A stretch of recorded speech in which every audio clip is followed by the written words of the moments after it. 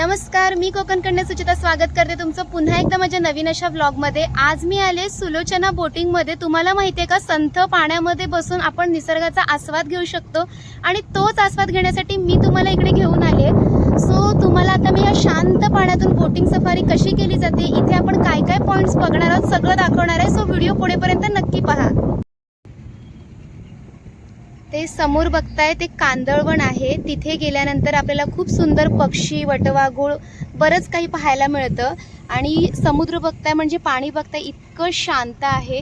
इकडे सुद्धा पूर्ण कांदळवन आहे।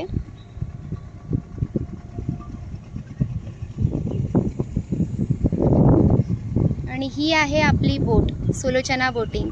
आणि आपल्याला सेफ्टीसाठी इथे आपल्याला लाईव्ह जॅकेट सुद्धा आहे, त्यामुळे तुम्हाला सेफ्टी फर्स्ट आहे। संध्याकाळच्या ठिकाणी समुद्र सफारी करताना आनंद खूपच भारी गगनात मावेनासा होतो आणि तसंच काहीतरी माझ्यासोबत होतंय। खूपच छान क्लायमेट आहे।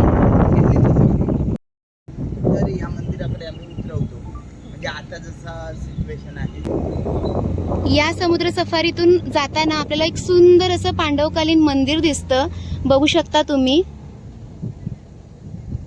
असे बरेच पॉइंट आपल्याला फिरता येतात, त्यापैकीच हा एक पॉइंट आहे।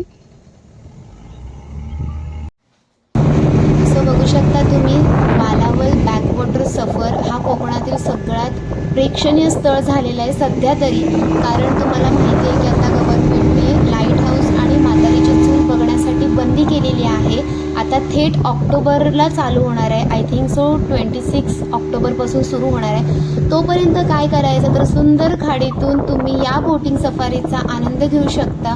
कारण खाडीचं पाणी अगदी संथ असतं, लाटांचा आवाज नसतो, गोंगाट नसतो आणि धोकादायक लाटाच नसतात, त्यामुळे तुम्हाला पाण्यातून सफर करताना अजिबात टेन्शन नाही आहे। हा सगळ्यात बेस्ट सोल्युशन आहे। आणि सगळ्यात भारी म्हणजे तुम्हाला इथे कांदळवन बघायला मिळतं। या कांदळवनामध्ये बरेच पक्षी पाहायला मिळतात, वटवाघूळ, मोर आणि अजून बऱ्याच टाईपचे पक्षी पाहायला मिळतात। ज्यांनाही पक्षी निरीक्षणाचं वेळ आहे त्यांनी इथे जरूर यावं। सोबतच तुम्हाला बरेच प्राचीन मंदिर पाहायला मिळतात, पांडवकालीन मंदिर पाहायला मिळतं, त्याच्यानंतर वालावलचं लक्ष्मीनारायण मंदिर पाहायला मिळतं, तेही या बोटिंग सफारीचा आनंद घेत। आणि सगळ्यात भारी सनसेट, इतका सुंदर सनसेट पाहायला मिळतो ना की मन अगदी तृप्त होऊन जातं। हे कांदळवन स्पेशली मला खूप जास्त आवडलं। तुम्हाला माहिती आहे सिंधुदुर्ग जिल्ह्यामधलं हे कांदळवन जे आहे ते सगळीकडे सुप्रसिद्ध झालेले आहे। आणि यापासून आहे ना, यापासून एक औषध तयार केलं जातं जे कॅन्सरवरती सुद्धा उपयोगाला येतं। म्हणजे कांदळवन किती महत्त्वाचं आहे हे तुम्हाला सगळ्यांना सांगायची वेगळी गरज नाही आहे। कारण कांदळवनापासून आपल्याला ऑक्सिजन मिळतो, बऱ्याच साऱ्या गोष्टी मिळतात, औषधी वनस्पती मिळतात आणि हे असणं गरजेचं आहे। जेव्हाही समुद्राच्या लाटा येतात, सुनामी येते, तेव्हा हे कांदळवन एकमेव असतं जे ते लाटांपासून असं स्टेबल ठेवतं, त्यामुळे जास्त प्रॉब्लेम सुद्धा येत नाही। त्यामुळे कांदळवन असावं लागतं आणि त्यातून हे सुंदर कांदळवन आपण अशा बोटीतून पाहतोय। सो खूपच भारी। आणि या बोटिंग सफारीचा आनंद तुम्ही घेत राहा।